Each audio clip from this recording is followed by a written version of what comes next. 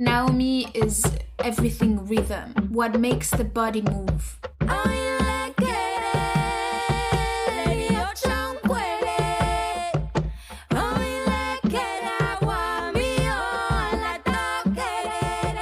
for me, it's what makes the head move, what makes the heart move. So it's a bit different. And I'm more melody and I'm more words.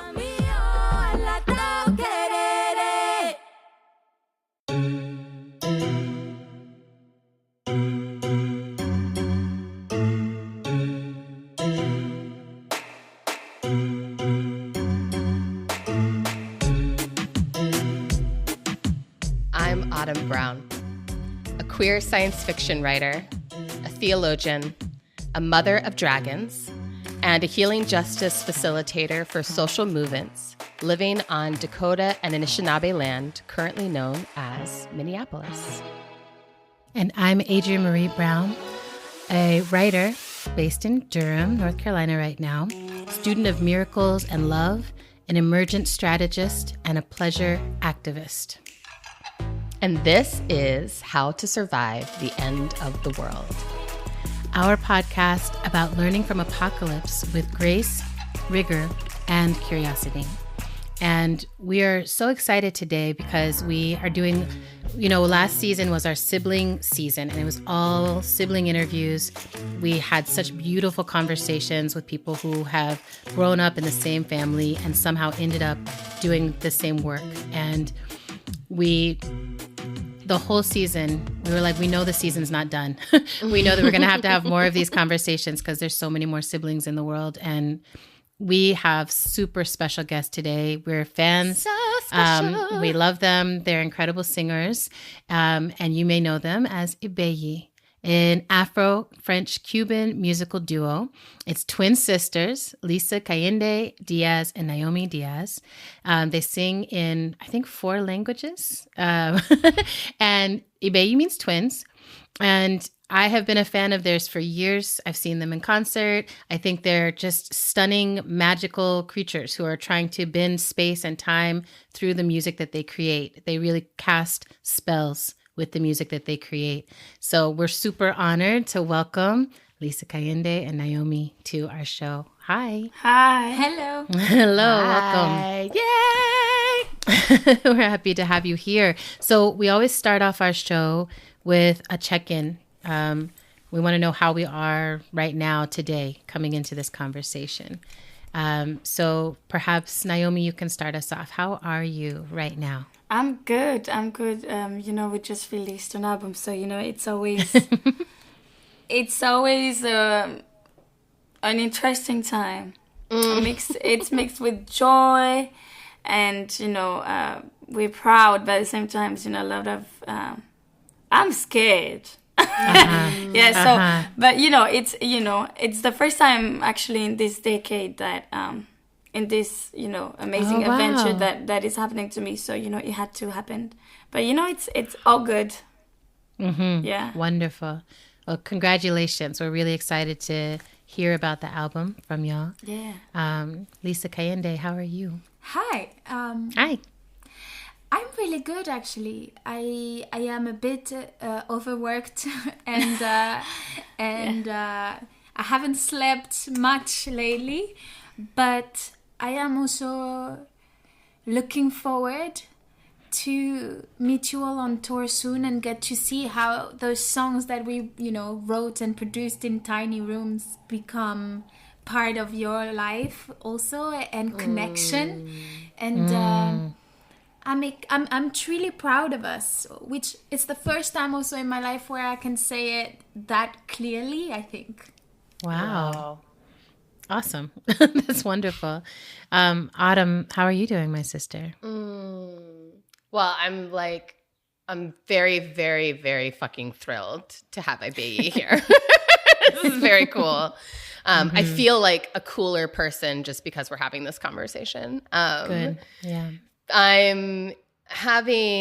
It's the end of like a very heat and thunder and lightning filled week here in Minnesota. So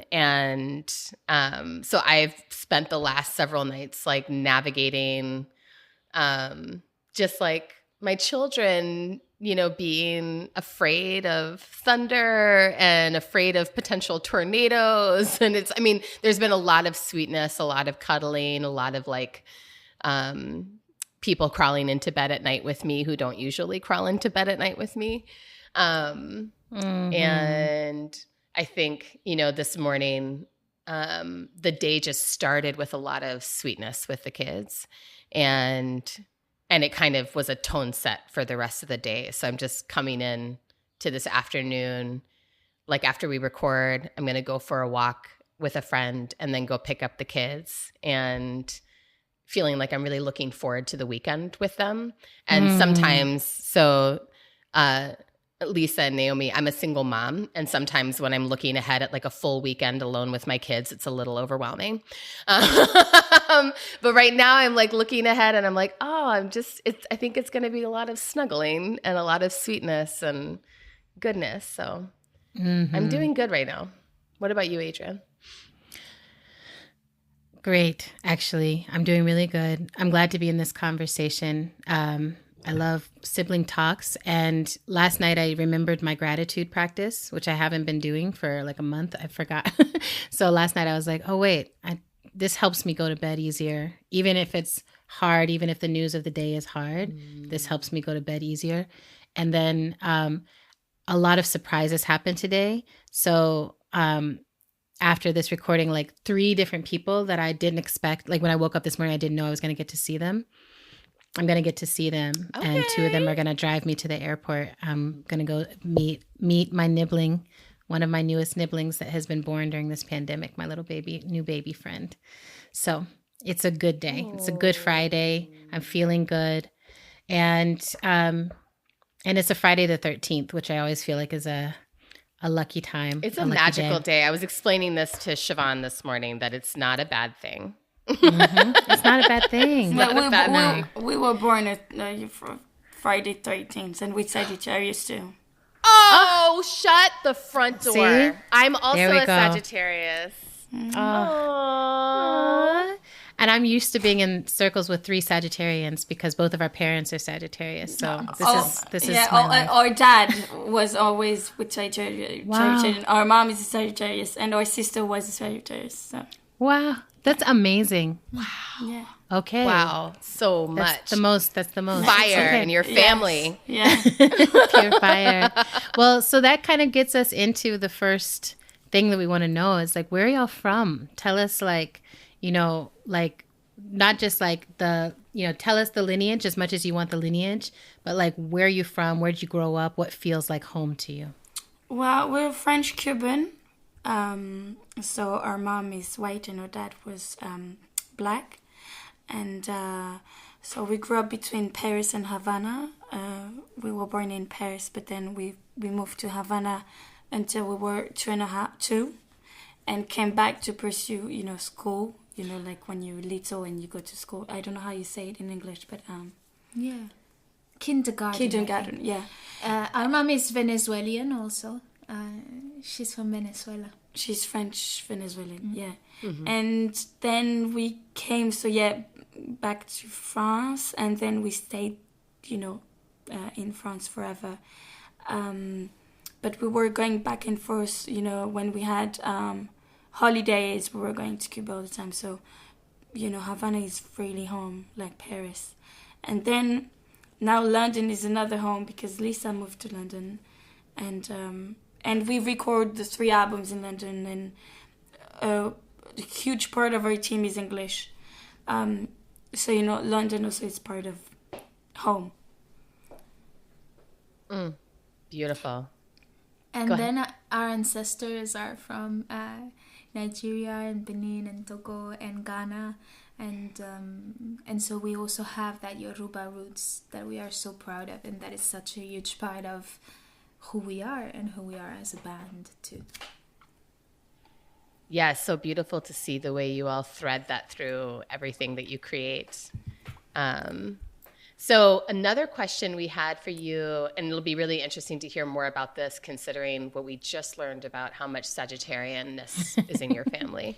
But one of the questions that we've been asking all of our siblings that we've interviewed is to share a little bit about family structure, like if you have or had other siblings, if you know, in terms of like as you're in your growing up experience, did you grow up in a household where you had like a lot of other family members, extended family around, or was it like more kind of contained to like a smaller family unit? Just bring us a little bit into your growing up experience.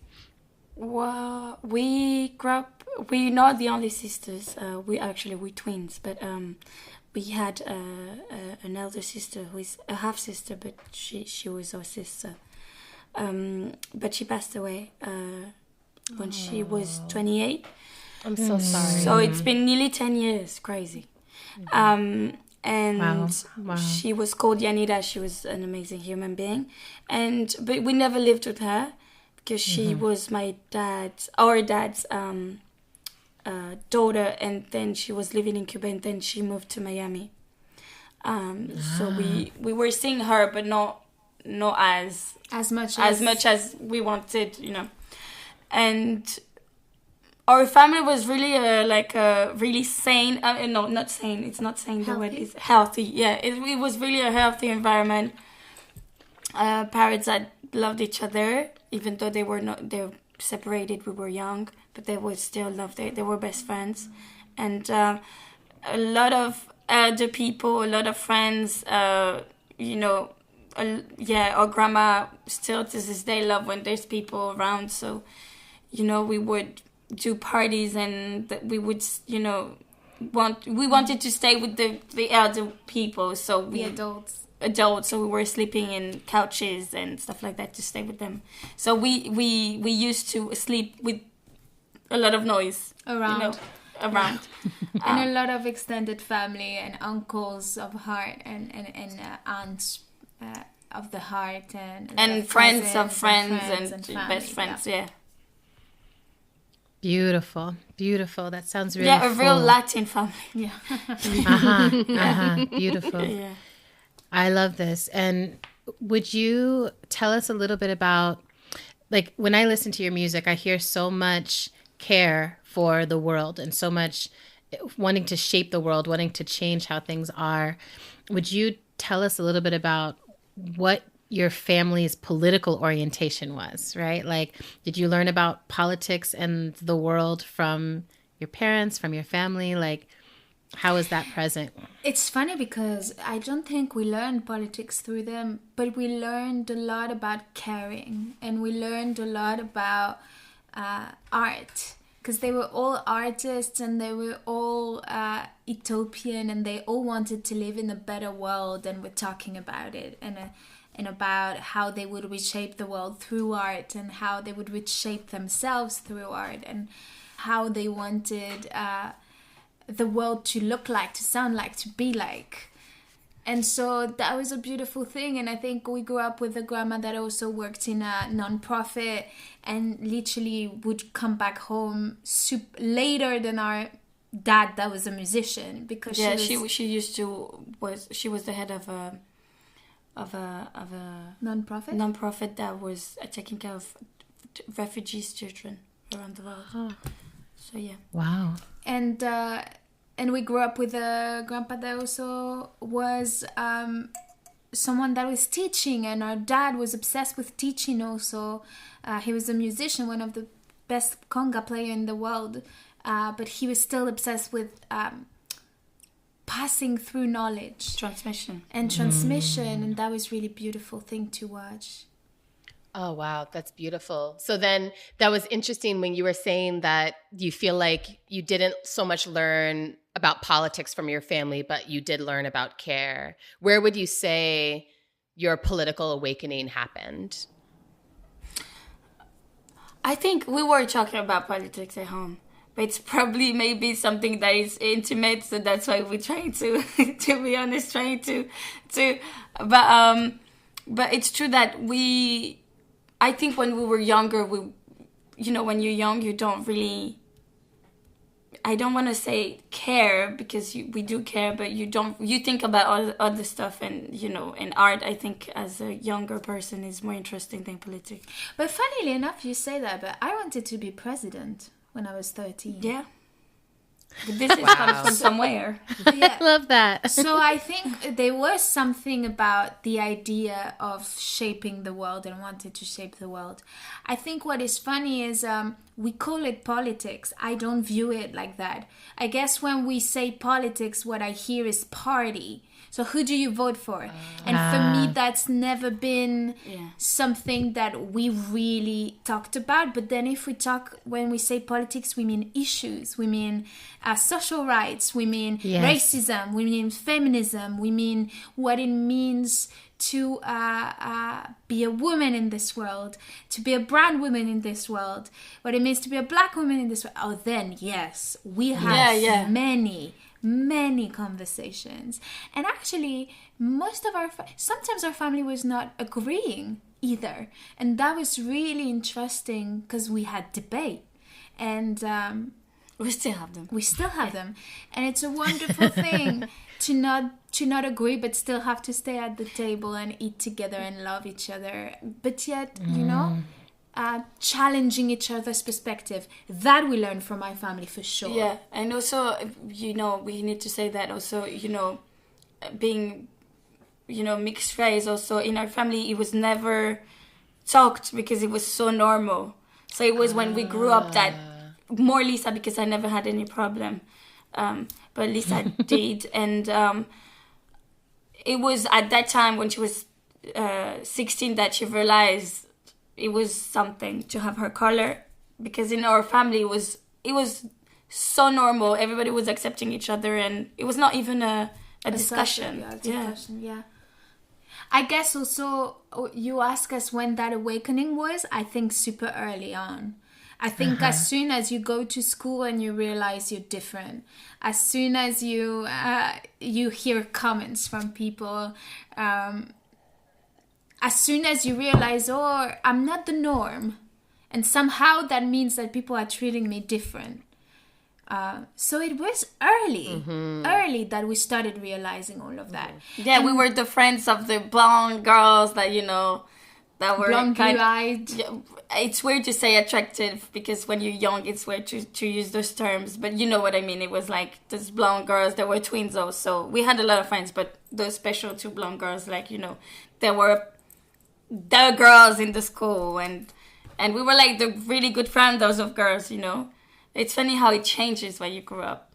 It does. And then you continue, who would you say are some of your teachers now, who has continued that awakening around those social issues? Actually, I would say all of you, everybody that we meet, everybody that has something to say, people that we listen to, artists that we listen to, but also ourselves, and how we move into the world, and how we analyze what is happening around us. That's right. Yeah. So another question, and this one, so we have a lot in common. As we're listening to you, I'm like, yes, we also have, our father is black, our mother is white, and we have the Nigerian, Ghanaian, the lineage, and, there's so many places, and we work together, like we do projects together, but there's also distinctions. There's also big differences in us. So we wanted to ask you about that, is like, what feels really aligned about who you are in the world and what you're doing? And then are there places where it feels really different, or where you feel yourselves bringing really different things to the table? Well, I think what is different is our personalities. I think we were, we grew up kind of the same way. So I think the big lines of this life, we think the same. We might not feel them the same. We might not talk about them the same. We have the same values. But we have the same values, or it's how we act that is different. And also, I think we knew somehow from what we could hear around us, from our culture, from things about twins, that we had a destiny that was supposed to be linked. and that we had something, a path to find. We had a destiny to fulfill together. And there was really this idea of one cup and 4 hands to carry that cup. And so Wow. we always knew that. And when we found music, it became so obvious to us. It was like, oh, that is the path. And then our differences, what makes us different, made sense. It was, oh, that's why. We found the reason why we are so different, why we are opposite, why we bring things that are so, so different. I mean, why we bring some other energies that the other one can't bring. And that at first sight might look like a difficult thing to gather, but in reality is supposed to be together. I love that. Like there's a balancing that you do IBEYI from those differences. This project is really trying to find the common ground between us two. It will always have been, to find the right balance, you know? Yes. And how would you describe like who is who? You know, like who, like what would you say are some of those differences that you notice, Naomi? What are some of the differences that you notice? Well, a lot of people might say that I'm extrovert, she's introvert, but I think it's the opposite. Wow. But what I show, how I act, how I move, I'm the gangster. So, you know, people might say like I'm really out there, but I'm really the most secretive one. And yeah, Lisa is, but what's true is that Lisa is really reflective, and I'm really sensitive. That's for sure. I go through this life just by emotions And intuition. And Lisa is really, really thinking about everything. Yeah. Really. I'm more emotions, but also a lot of the brain. And also Naomi is everything rhythm. What makes the body move. That's how she moves through life. And for me, it's what makes the head move, what makes the heart move. So it's a bit different. And I'm more melody and I'm more words. And Naomi's really Shango, she's really thunder. She's all thunder and electricity and big booms. And I'm the sea. I can sink you if I want, but I want to hold you and get you to shore. And I'm more that kind of energy. Yeah, yeah. I would say also I'm much a chameleon than Lisa. I'm more a chameleon than Lisa. Lisa, you know, it's more. That's true. Yeah. I can be everywhere with everybody, no matter the anything. I feel good. Yeah. You adapt well. Yeah, Lisa is more, you know, she needs to have really. I think she scares people. Not because of who she is, but because she. Yeah. But not in the bad way. But I think. You know, you do need to have something to say when you talk to Lisa. That's real. Mm-hmm. That's right. And I can be for hours talking about the same shit in Cuba. I'm gonna be happy, you know. And for years, Lisa was like, you know, she needs to be fed all the time. Yeah, that's true. Which I'm learning how to be less intense in that way. Because I'm also realizing that probably comes from the feeling that I'm not enough. And that so therefore I need everything to be so fulfilling. But I'm learning, the more I have confidence in myself, the more I can enjoy just being. And it doesn't matter if it's not feeling, it's just being. And it can be also really beautiful. I think Adrian and I have this is so interesting because we were just having a conversation last week. So the series of the podcast that we're doing this season is like our All About Love series. And the episode that we recorded last week was about loving ourselves as we are.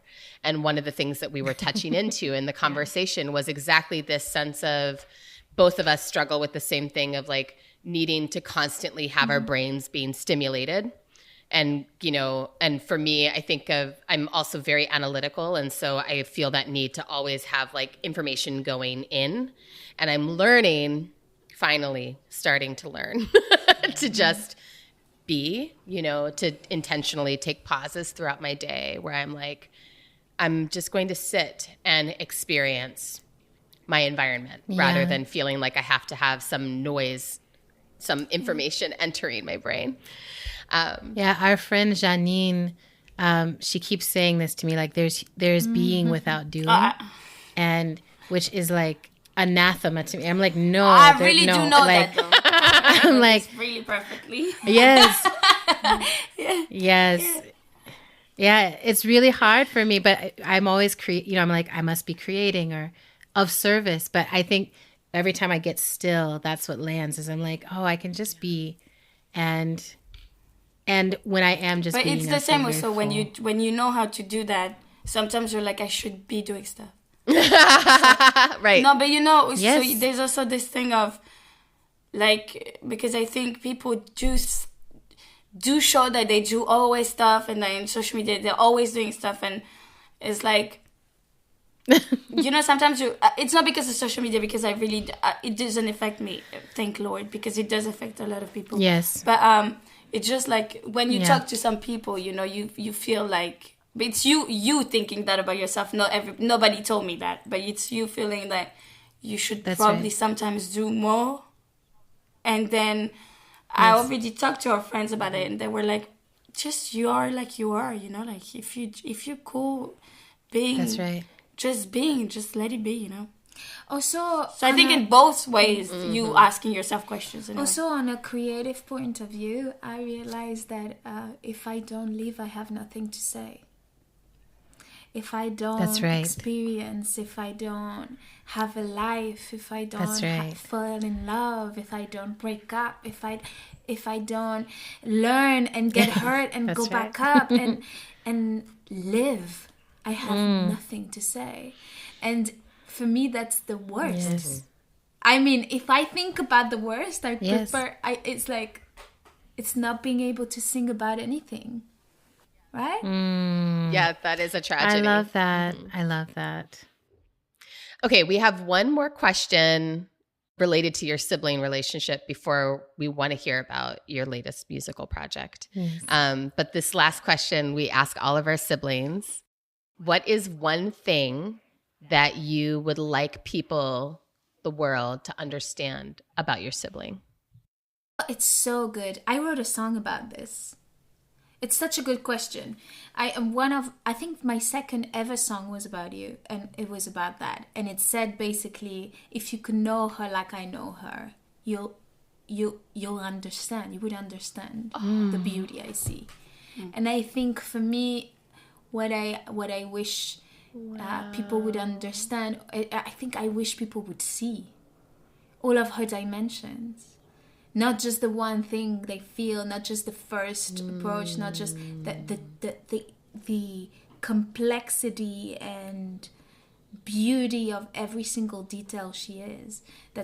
And it's funny, I think that's why I photograph you all the time. Also, it's kind of, I'm trying to capture them all of that you are, so that I can show it to people.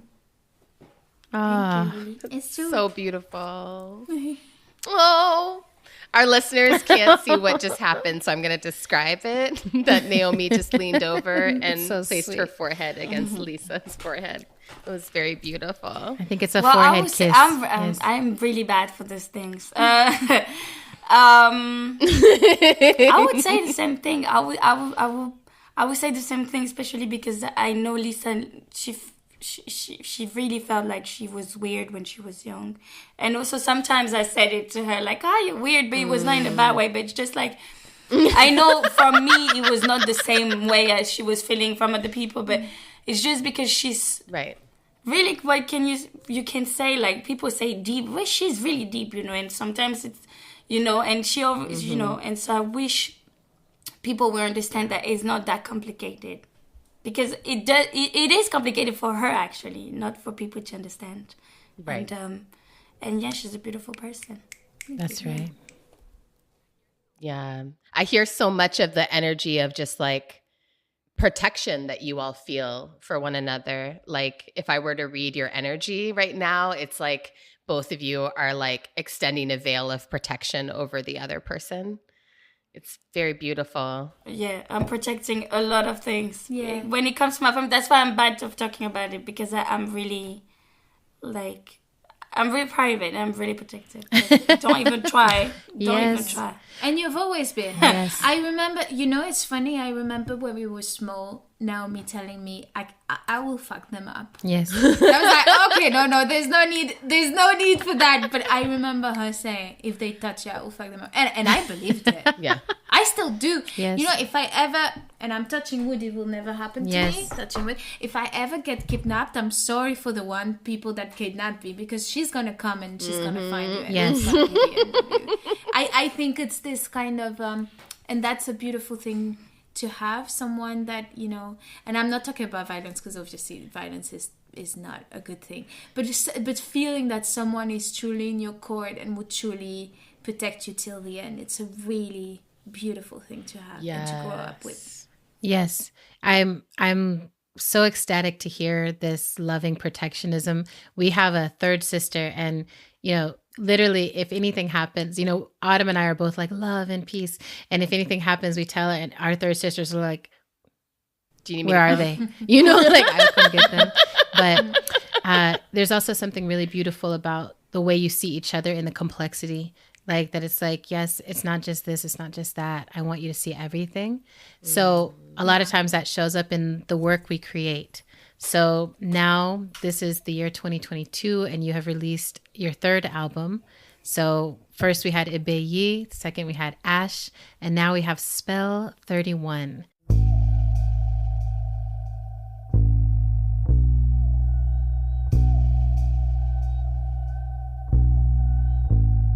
I see you're frustrated when I cry. I'm finding out how sacred as time goes by. We'll be right back.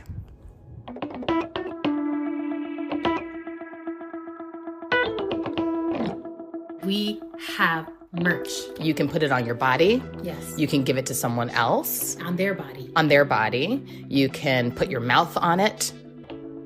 Anyway. But the only way to get it is to sign up to become a patron. So we want you to go to patreon.com/endoftheworldshow. And you can check out all the different tiers and levels. If you give it the highest tier, you get all of the different kinds of merch that you can get. If you give it the lowest tier, which is just $6 a month, you get an exclusive print, a piece of art that Adrienne made. And It's got unicorns, y'all. Unicorns running away from an explosion. It's perfect.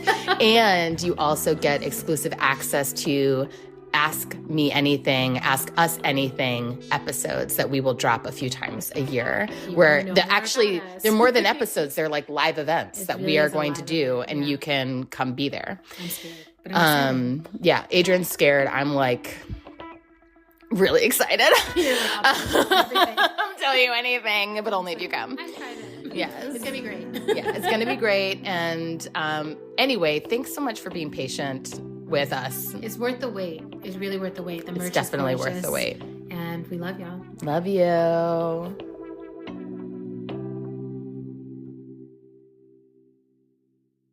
Can you tell us everything you want to tell us about this work? Like, why this work? What did you pour into it? How did it change you? Like, we want to hear about it. Well, why? Because it was time. It's time. It's time for the third album. The last one was probably 4 or 5 years ago, so it was time. Yeah.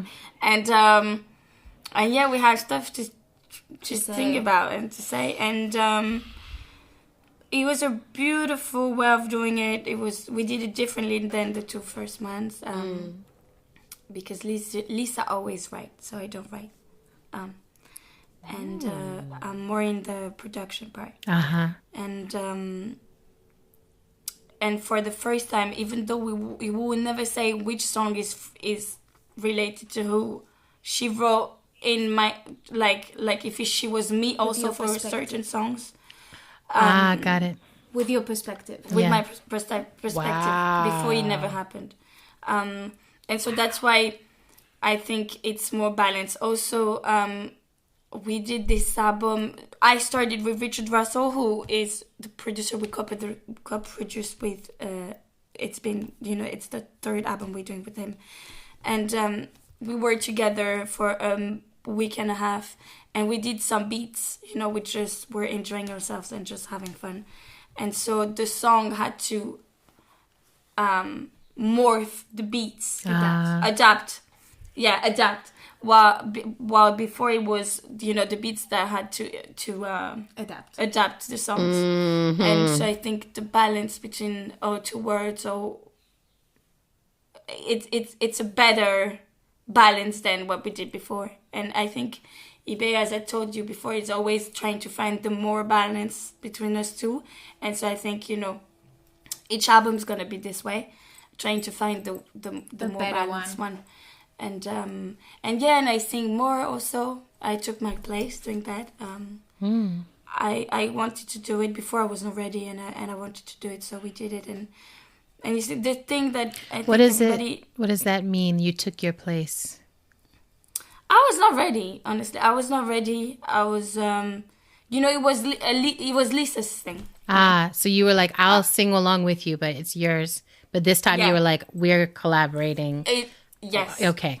Beautiful. Yeah, I was like, I can do it too, But it's funny because she says she took her place, and I definitely felt it. Even the first day of the studio, I felt like that was a different dynamic. But I also think we took our place as a band into the world with this album, where we finally stopped apologizing for being different, stopped apologizing for not being what other people make, not having music that is like other people. And that, finding that center came because we stopped and we got time to look back and be proud at what we did and at all of this work we did. And so with that in mind, suddenly we were like, no, this is our time. Our love is underwater. I've cried all over you. Slow down, now we've grown. Let's start new. Also, I think the world changed so much during the past 2 years. I think we changed with it too, and so it suddenly felt like everything was aligned, and we were ready to carry this album, and the world was ready to embrace it. And so it seems to me like a really magical moment for us. And also, I think what people need to understand is that IBEYI is always, we're never gonna do the same thing, Right. Twice. So it's always gonna be different. And what I would like to say to you all and to everybody is that don't be shocked if one day we go too far in one place or the other. It's just because we're trying and we're having fun. We're experiencing. So we might do something that would look really commercial to you, or not, but it's just, we're just having fun, and we just want to do whatever, as much as music and as much as trying as much as stuff we can. Because this is our life. Our life is experimenting and experiencing all facets of who we are, and we cannot give you truth if we're not searching.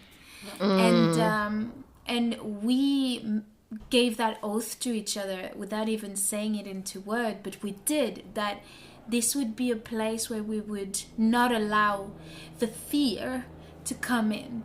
And the fear is they're not gonna like it. That's right. They're gonna be lost. We are different. That's we right. need to.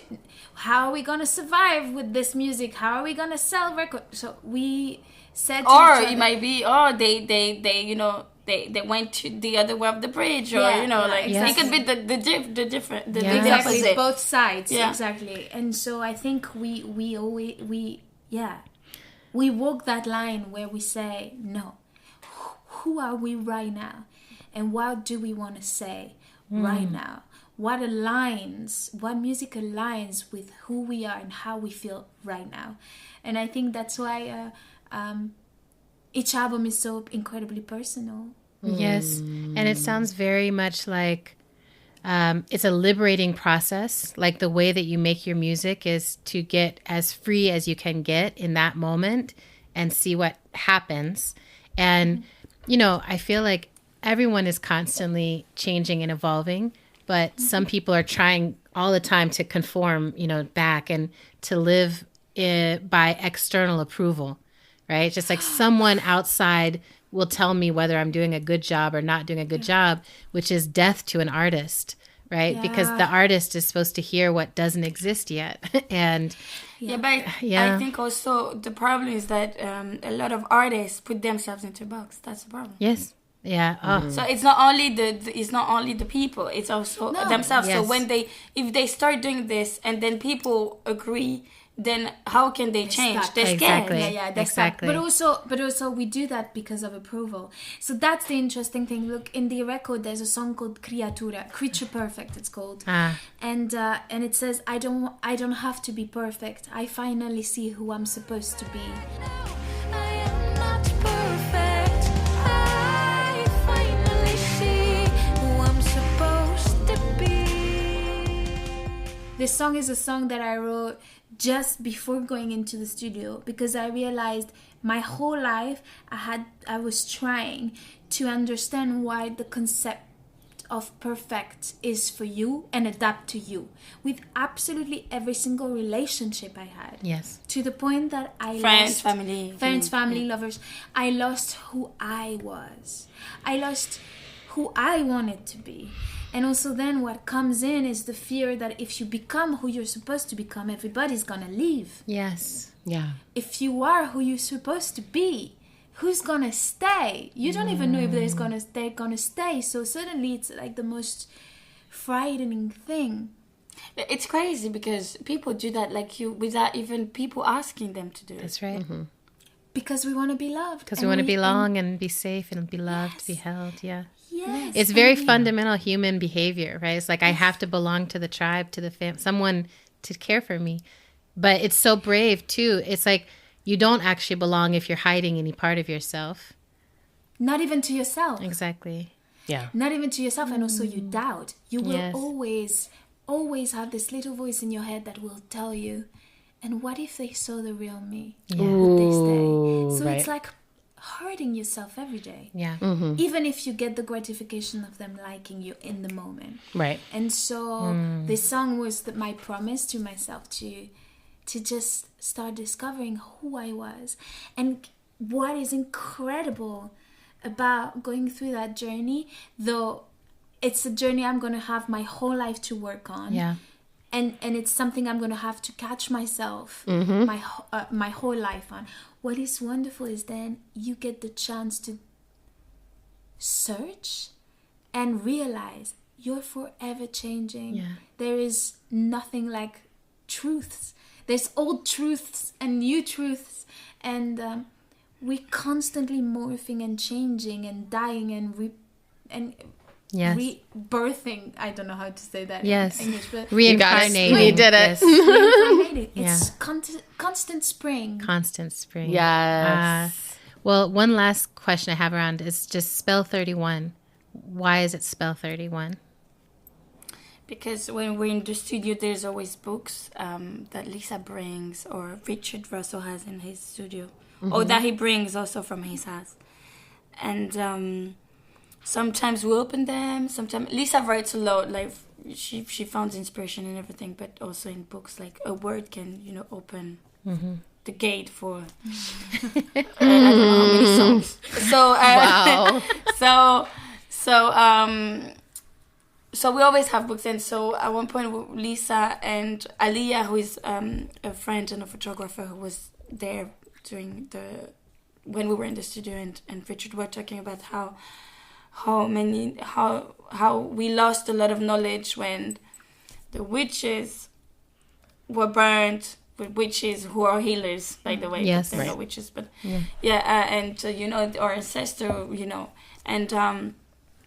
and that it was crazy how we lost knowledge, and at that point, Richard said to Lisa, open this book, and she opened it, and it was spell 31. It was the Egyptian Book of the Dead. Yes, sorry. And it's Wow. a book that has all of the spells that Egyptian people used to say while they were embalming the bodies of their loved one. So that in the afterlife they would be protected. And what is really special is that there's, for example, the spell to not be eaten by a crocodile in the afterlife. Oh my The spell- God. Wow. Yeah. The spell to be rich in the afterlife. And then we fell into spell 31, which says, "O you with the spine who would work your mouth against this magic of mine, it has been handed down in an unbroken line. The sky encloses the stars, and I enclose magic." Wow. Excellent. Okay. That's the best answer. I have chills right now. I have chills right now too, and I have this posted on my wall. So all of my writing, like it comes like a line will come, and then I'll figure out like, is that a book? Is that a something? So it's like, why will you stand in the face of your magic and turn away from it? You know, it's like everyone needs to answer that question. I'm really excited that you're making people consider this and sit with this question. I think this is going to be an awesome album to the whole world. It's such a gift that you keep creating in this way. When are you coming to the U.S.? Oh yeah. We're going to start the tour in the US. So we're starting in September. Really? excited. Yeah. It's out already. The dates are out. Okay. It's out already. The dates are out, yeah. Go ahead and get your tickets, because I think also... Do you want to go together? Yes. Okay. I'll fly. I'll come to you. Okay. All right. Very And good. we're coming to Minneapolis. You are? Yeah, I think so, because we have Alright. a special bond with Minneapolis, because it's Twin Cities, and also because because Of Prince. of Prince. That Yeah. it was. We That's had right. a You big- collaborated with Prince, right? We didn't, but he came to see us play in Minneapolis. Oh, were that's so supposed to. beautiful. You were supposed to. We were supposed to. We booked he asked us to play in Paisley Park, and we had booked the date a week before he passed away. Oh my God. No, actually, we were supposed to be there a week after he passed away. A week after. Got it. Exactly. Got it. So we missed each other of Wow. another encounter of a week. But yeah, and so it was a beautiful. He changed our That's lives. tender. He Yes. changed our lives. Absolutely. That So night. yeah, we love Minneapolis. Yeah. Well, you will hear us screaming, hopefully in the front row when you come. In Minneapolis. Yes, Yes. please come through. It's like a foreign country. Twins are spirits of a higher rank, here to honor a lineage and convey a message from heavens. They share the mother's womb, treat them with complete equity, as they are duplicate forms of the same spirit. IBEYIs are the ultimate harmony between two people. So our next thing we want to be in with you is, we call it top culture. What are the top culture? So what are the things, it might be, maybe you're listening to your own album over and over again, and that's your top culture. But, what are the books? What is a song? Maybe it's a television show or movie, or what is something in the culture that is helping you survive this moment? Well, right now I'm not listening to lots. Been working so much that I'm like, I just wanna be tranquille, how it's in French, like no noise. Yes. But I'm really looking forward to listen to the Kendrick Lamar. Oh, yes. I've been listening to it all morning in the bathtub. So so I really want to. This is the only thing I can say right now. Okay, And good. for me, I guess what has been, I've read an incredible book by Akwaeke Emezi. They yes. are an incredible writer, and we became pen pals, and now we're friends. And I think their power and their strength and their confidence empower all of us to feel the same and to bend worlds. And I think that's a really beautiful thing. And then the other thing I would say is genuinely the best thing. It's not pop culture, but I guess it's the best thing I did in the past months is celebrate what is to celebrate. And sometimes Yeah. it's just being with your friends, eating popcorn, watching a bad movie, and just realizing, damn, this is happiness. Yeah. Yes. This is it. This is it. Togetherness. It's all Yeah, I'm yeah, after. yeah. Yes. What about for you, Autumn? Well, as is often the case, my top culture is something that was introduced to me by my children. My kids are really into anime, and they recently introduced me to an anime show called The Promised Neverland, which follows the story of these young people who live in an orphanage, and they think that they're being raised in the orphanage and then will be adopted out. And then it turns out that demons are eating the ones that are getting adopted.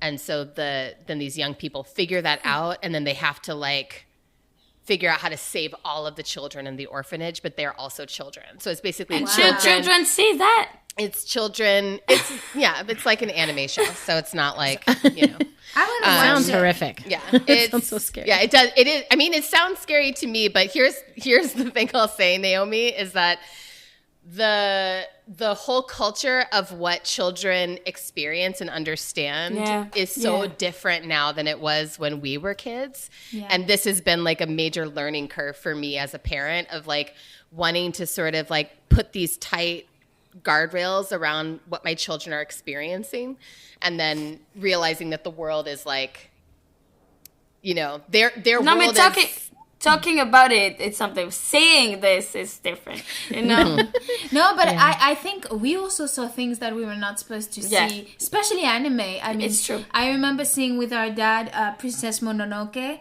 and Terrifying. it was terrifying. We were really young. It was like this creature coming out that is like worms, and everybody's dying, and the And world they get their is heads dying. cut off. Yes. And it's true. It's true. And still my to- kids have definitely seen that movie.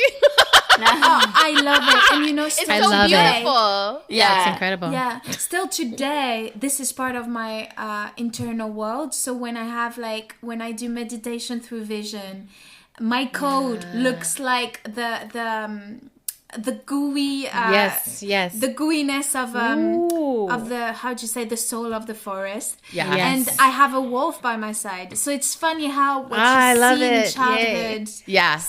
It's still real. stays with you as an adult. Yeah. It's real. I know. And one of the other things I'll just say about this that I have to navigate. So because I'm a single parent, my kids also, there are different content standards in the two different households. So the reason why this is my new top culture is that I only just said yes to the kids like showing me this show in our household as of 2 nights ago, because they've already seen all of it in their dad's household. And I was on team like, no, you're not watching shows like this. And then finally I was like, oh, what I need to do is shift gears. They're already watching it. So what I need to do is shift gears and watch it with them so that I can be in an intelligent conversation with them about it. And then what I'm finding, as soon as I started watching it with them, I was like, oh, I totally see why y'all are so into this, because it's like kids having to be like, the adults around us, Don't get it. they're not actually taking care of us. We have to take care of ourselves. Right. And like, that's how you feel when you're a preteen teenager, is you feel like no one is on your side and only your peers understand shit. You know what I mean? I was like, oh, I get why you guys are so into this. Let me roll with it. But also, I love that. And I'm also just going to say, for me, there's no better energy than that. I'm getting something you don't get. And I often say to people, if you think you can do better than what I'm doing, go with it. That is Please the go with energy it. you want. That's That is right. what you want. Hey, yes. That's right. That's your distinction. That's Yes. I That's love great. that. That's like really excellent advice for the world. Adrienne, do you want to give us your top culture? good. Yes. Well, Aside from IBEYI? yeah, so IBEYI, I'm very top cultured with y'all. And then listening to Kendrick Lamar's new album, Mr. Morale and the Big Steppers. I'm very, like, if it sounds like you just put it on and immediately it's like, oh, this never existed before. It feels like it always existed. It's so excellent. Like, it's just such an excellent thing to listen to. And then I think my other one is I'm returning to This Is Us. which the television show This Is Us, which in my head I call it This Is Crying, because every single episode I cry so hard. What is but this? It's really it's a television show about a family where it's a mother and a father and a triplets, but one of them is adopted, and they tell the story in multiple timelines simultaneously. So you're seeing them like as a family growing up as kids, but you're also seeing the adults interacting with each other and taking care of their parents. You're also seeing like every subplot of their families, and every single show, it just talks about like what it is to be family, what it is to be human, and the most tender, it just touches into like the most tender part of the heart. Oh, it's so good. It's so well written. I just think of the writing room. Like I feel like they sit in the writing room and they're like, that's good, but it would be even more devastating as if we did this, And it just makes me feel like I want to write things that are much more devastating and emotionally honest, But I really just sit down each night and I just put it on, give myself a good cry, and then switch over to like Abbott Elementary or something to like palate cleanser, laugh and palate cleanse and like go to bed with joy. So that's my top culture. It's a lot of things. Oh my gosh, it has been such a beautiful time for us to get to talk with you about who you are, how you are, what you're doing in the world, and this new project. We want everyone to listen to Spell 31 and support IBEYI and go see this concert tour. Yeah, thank you so much for being with us. And audience, thanks for listening to our show. We're on Twitter and Instagram at End of the World PC. We're also on Facebook at End of the World Show. You can make a sustaining donation to our show by visiting our page at patreon.com/IntoTheWorldShow. Just a reminder, you can get all kinds of amazing merchandise, including artwork that I did myself. So you want to become a patron.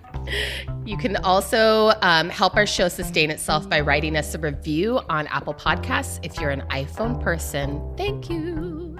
How to Survive the End of the World is produced and edited by the beautiful, spectacular Zach Rosen and the wonderful and blessed Jess Pinkham.